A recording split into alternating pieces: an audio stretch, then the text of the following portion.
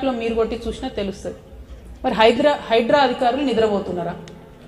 ఇదే సేమ్ గాంధీ గారు కుత్బుల్లాపూర్లో హైడ్రా వాళ్ళు పోయి కాంపౌండ్ వాళ్ళు తీసేస్తే తెల్లారికల్లా కోర్టు ఆర్డర్ తెచ్చుకొని మళ్ళీ ఆయన వేసుకున్నాడు 14 ఎకరాలు. కానీ అక్కడ వడ్డరోళ్ళు పాపం అందరు చిన్న పేద గుడిసెలు వేసుకొని ఉన్నారు. వాళ్ళ దగ్గర పోయి వచ్చినాం. 60 కుటుంబాలు నిలగొట్టిర్రు. వాళ్ళని మళ్ళీ రాణిస్తలేరు ల్యాండ్ మీదకి, గాజుల రామారంలో. సో హైడ్రా ముసుగులో పేదవాళ్ళని నిలగొట్టడం, పెద్దవాళ్ళని కాపాడడమే మీ వైఖర. ఇది ముఖ్యమంత్రి గారు క్లారిటీ ఇవ్వాలి. ఆల్రెడీ పార్టీ మారిండి ఆయన, బీఆర్ఎస్ టు కాంగ్రెస్. ఒక పక్క అనర్హత వేటేస్తలేరు. ఎన్నుకున్న జాగ్రత్తలు సైలెంట్ ఉండండి. మీరు మీలో ఎక్కువ ఉంది, మాట్లాడకండి. మరి ఇన్ని ఎగ్జాంపుల్స్ చెప్పిన నేను మీకు, చెరువుల పేర్లతో సహా చెప్పిన. కనీసం ముఖ్యమంత్రి గారు ఎందుకు చూస్తలేరు? హైడ్రా అధికారులు నిద్రపోతున్నారా? రంగనాథ్ గారు వాట్సాప్లో కూడా అవైలబుల్ ఉంటారేమో. మరి ఖచ్చితంగా జాగృతి నుండి లోకల్ షేర్లింగంపల్లి నియోజకవర్గంలో ఇవన్నీ తీసుకుపోయిస్తాం. హైడ్రా ఎంతగానో పనిచేస్తుందో ఖచ్చితంగా అప్పుడు చూద్దాం.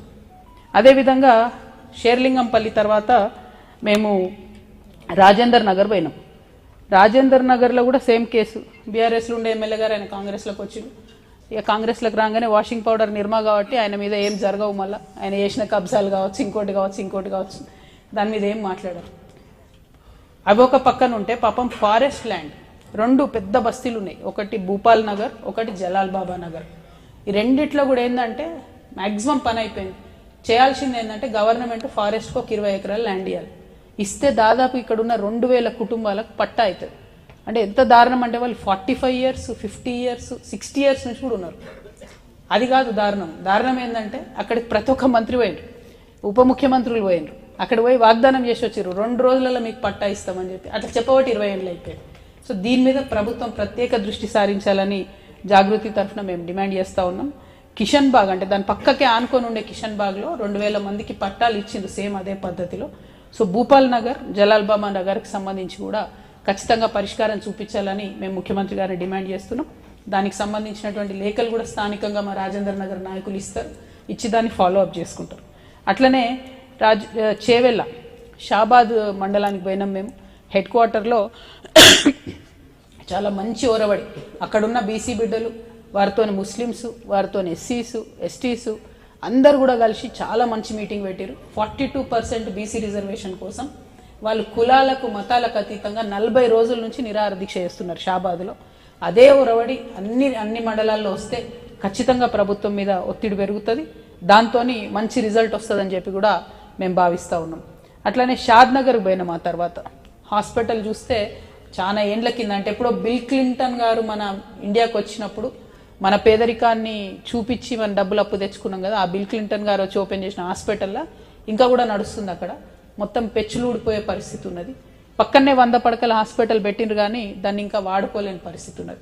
సో దాన్ని హైలైట్ చేసినాం. హోప్ఫుల్లీ అక్కడ ఉన్న స్టాఫింగ్ ఇష్యూస్, ఆ హాస్పిటల్ మార్పిడి అన్నది కూడా జరిగేంత వరకు మేము జాగృతి నుండి కూడా ఒత్తిడి క్రియేట్ చేస్తాం. ఆ తర్వాత RRR భూ నిర్వాసితులకు సంబంధించి 9 రేకుల అనేటటువంటి గ్రామం ఉన్నది, దాని దగ్గరికి వెళ్ళడం జరిగింది. మరి ఎంత ఘోరం అంటే, నేను మొన్న RRR గురించి మెదక్లో మాట్లాడితే ఇంకా కూడా అందరు నా మీద విరుచుకు పడతా ఉన్నారు, ఆన్లైన్లో ఆఫ్లైన్లో. మరి ఇక్కడ కూడా సేమ్ అదే పరిస్థితి ఉన్నది. ఇప్పుడు నిన్న మేము పోయినటువంటి 9 రేకుల గ్రామంలో ఇది 4th అలైన్మెంట్, 4వసారి మారిన అలైన్మెంట్తోని ఈ 9 రేకుల గ్రామంలో ల్యాండ్ పోతున్నది. ఎంత పోతున్నది? 200 ఎకరాల ల్యాండ్ పోతుంది. 200 ఎకరాల ల్యాండ్ పోతే దాదాపు 200 మంది ఫార్మర్స్ ఉన్నారు పాపం. అంటే చిన్న వాళ్ళు, 1/2 ఎకరం, 1/4 ఎకరం, ఎకరంన్నర, 2 ఎకరాలు కూడా లేని ఫార్మర్స్ 200 మంది భూమి పోతున్నారు. ఇక వాళ్ళ బాధ, వాళ్ళ దుఃఖం అయితే వర్ణనాతీతంగా ఉన్నది. ఈ RRR గురించి దయచేసి ఒకసారి ఆలోచన చేసుకోవాలి. హైదరాబాద్ సెంట్రల్ బస్ స్టాండ్ నుంచి 25 కిలోమీటర్ల రేడియస్లనేమో ఒక దిక్కు తీసుకున్నారు తెలంగాణలో. ఎక్కడైతే ఈ 9 రేకుల గ్రామం ఉందో ORR మన ఔటర్ రింగ్ రోడ్ నుండి 25 కిలోమీటర్లు తీసుకున్నారు. దాంతో అలైన్మెంట్ మారింది. అసలు బీఆర్ఎస్ గవర్నమెంట్ ఉన్నప్పుడు 2 సార్లు మారింది అలైన్మెంట్, అక్కడ కాంగ్రెస్ వచ్చినాక ఇంకో 2 సార్లు మారింది. ఇది 4th టైం వాళ్ళ ఊర్లోకి వెళ్ళిపోతున్నది. సో అసలు ఎందుకు జరుగుతుంది ఇట్లా, ఏమైంది అని మేము గ్రామస్తుల్ని ఎంక్వైరీ చేస్తే ఇది మళ్ళీ గ్రామస్తులు చెప్పిందే. ఇప్పుడు ఇక నన్ను అంతా కాంగ్రెస్ వాళ్ళు తిడతారు కానీ చెప్పక తప్పదు. మొన్నటిదాకా బీఆర్ఎస్ వాళ్ళు తిట్టారు, ఇప్పుడు కాంగ్రెస్ వాళ్ళు తిడతారు. బట్ దీనికి సొల్యూషన్ కూడా వెతుకుతున్నానే. సో ఏం జరిగిందంటే, ఫస్ట్ టైము మొదటి alignment Keshampet mandal head quarter మీద నుంచి ఉండే. తర్వాత సెకండ్ అలైన్మెంట్లో అది మారి సుందరాపురం అనేటటువంటి గ్రామం నుంచి రెండో అలైన్మెంట్ వచ్చింది. మూడో అలైన్మెంటు మళ్ళీ ఒకసారి కాకునూరు నుంచి వచ్చింది. తర్వాత ఇప్పుడు తాజాగా నిడదవెల్లి 9 రేకుల గ్రామం నుంచి మార్క్ చేసిరు.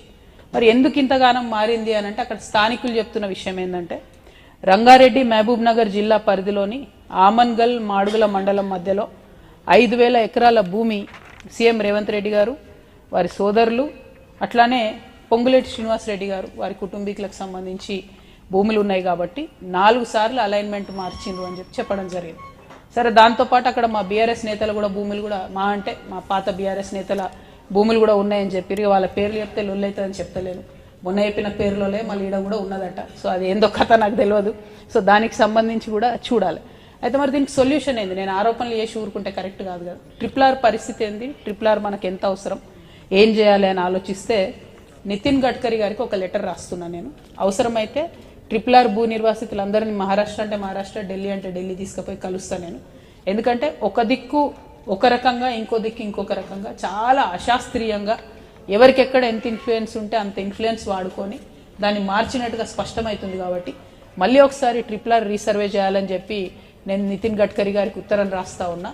ఎందుకక్క మరి నువ్వు ఇది అభివృద్ధి ఆపుతావా తెలంగాణ కానీ మహిళ కొంతమంది వెంటనే నన్ను ఇంటర్నెట్లో ప్రశ్నిస్తారు. కాబట్టి అభివృద్ధి జరగాలి కానీ అన్యాయం జరగవద్దు. చిన్న సన్నకారు రైతుల పొట్టలు కొట్టి మొన్న నేను మెదక్లో అయిపోయిన దగ్గర కూడా సేమ్ థింగ్. 57 ఎకరాలు 56 మంది రైతులు